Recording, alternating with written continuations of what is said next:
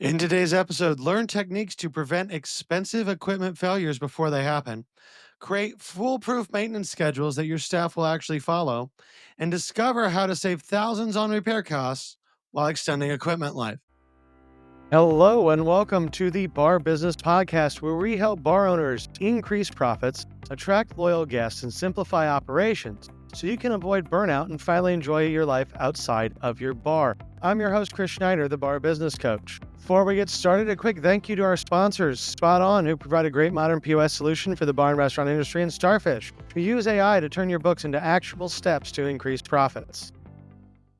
Today, we're diving into the critical world of preventative maintenance for your bar equipment, a topic that can save you thousands in repairs and prevent devastating service interruptions. I think all of us have been in the bar industry for any length of time. We've had a cooler go down mid shift, we've had a stove go down mid shift, we've had a lot of problems happen. But running a successful bar requires reliable equipment functioning at its peak performance. We cannot allow these things to happen on a regular basis and still be successful. So rather than waiting until our equipment fails before addressing an issue, where we end up with expensive emergency repairs, lost revenue, mad employees, a worse environment, we should have structured preventative maintenance programs that can drastically reduce unexpected breakdowns and extend the life overall of our equipment. So let's talk about routine maintenance essentials. What are the things that you should be doing all the time? Well, the first thing you should be doing with all your equipment, and I would recommend doing this on a daily basis, both because it's good for your equipment, monitoring how well your equipment's working, but also because it's good for the health department. You should be monitoring the temperature inside every refrigeration unit and then also inside all your hot units, your stove, your oven, checking the temperatures on that on a daily basis. You need to make sure your stuff works and that it's working properly. A lot of times with refrigeration, before it goes bad, before a refrigerator just stops working, we'll see it work less efficiently. I'm sure that every day you check your refrigerator and it's at 34 degrees, then you check it and it's at 36, and the next day it's still 36. And a few days later it's 37. Okay, you have a problem. Not a bad problem now. We're not in the temperature danger zone. Nothing bad has happened. But now we can see that problem before we get our food in the temperature danger zone, and we have to worry about that food being good. You also, when you're inspecting your temperature, the temperature of your refrigeration units, make sure on probably a weekly basis you're checking out your ice machines. Are they working properly? Are they thawing properly? Are they freezing properly? Is everything working properly with an ice machine? Now, if you're leasing an ice machine, you don't have to worry about this. But if you own your own ice machine, it's a pain, a complete pain if that goes out and you now have to go buy ice and replace it. So don't put yourself in that position. Just check your ice machine on a regular basis. Also, with your refrigeration, you should be checking your gaskets and seals every week or month or so. Check all the seals on all the doors. Make sure those are tight, they're not falling apart, that you're getting good suction, a good seal when you shut the doors on your refrigeration and freezer units. If you don't have that, A, you're wasting electricity. B, you're potentially hurting your food safety. Also, another thing with refrigeration units we should be doing on a regular basis is cleaning the condenser coils. Now, I would recommend doing this once a month. You can get a condenser coil brush, little nylon brush. They're easy to get. Most hardware stores have them. There are different types. There are metal brushes. There are poly brushes. There's all sorts of different brushes you can get to clean condenser coils. And some refrigeration manufacturers actually have ones that they sell that are specific to that company. So you might want to see if you can get those for your exact coolers that you have, or just get the generic ones.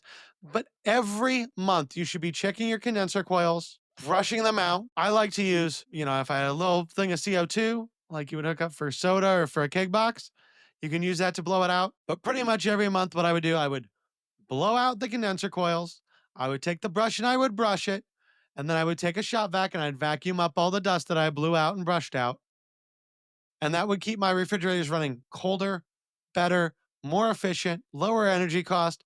It doesn't take that much time to do. Now, how do you get all this done? So we've talked, most of this is refrigeration unit stuff, but some of the stuff needs to happen every day. Some needs to happen every week. Obviously clean and sanitizing your draft lines. We've talked about that. That is going to fall in preventative maintenance as well. Now that you probably don't need to do every week or so, you probably need to do it when your kegs blow.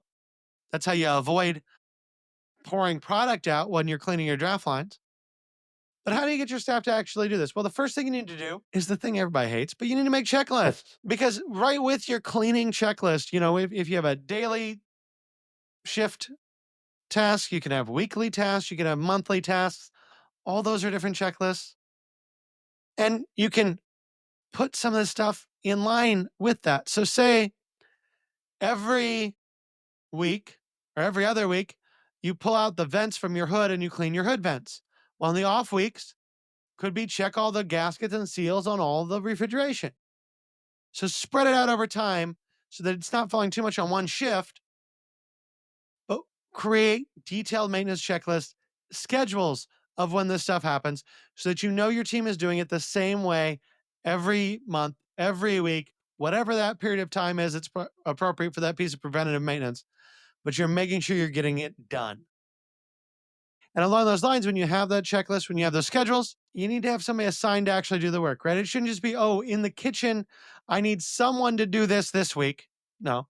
Who's doing it, on what shift, when? The more you schedule this stuff, the easier it is to hold people accountable, the more likely it is to get done. You need to then document all your maintenance activities, write all that down. And part of the reason we're documenting it is if something does happen, if the health department comes and says, oh, well, your refrigerator is reading at 42 degrees, you can go, look, we just had it open. Here's a log. We check it every day. It hasn't been running hot at all. Here's the data. So it can help you there. It also, like I said, if you're looking at patterns in how refrigeration temperatures change over time, having that log can help you see those. And then you need to train your staff on how to do this work. If you're going to have your staff clean condenser coils and vacuum them, you need to teach them how to use the brush. You need to teach them how to take the grate off first to get to the condenser coil, how to brush it, how to vacuum it, all of that. But when you establish a proper maintenance schedule, you end up saving costs. It's all about saving costs, and you save those costs by extending the life of your equipment and having it run better. So to wrap this all up for today, I want you to remember these 3 crucial elements for your equipment maintenance. Consistent daily checks, weekly checks, monthly checks, depending on what it is, will prevent major breakdowns or at least let you see them coming. Your staff being trained on how to maintain your equipment, take care of it, and how to do this is your first line of defense against equipment failure.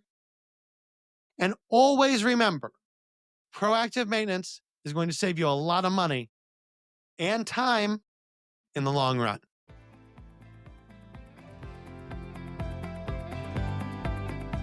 That about wraps it up for today. If you enjoyed today's insights, make sure you like, subscribe, and leave a review.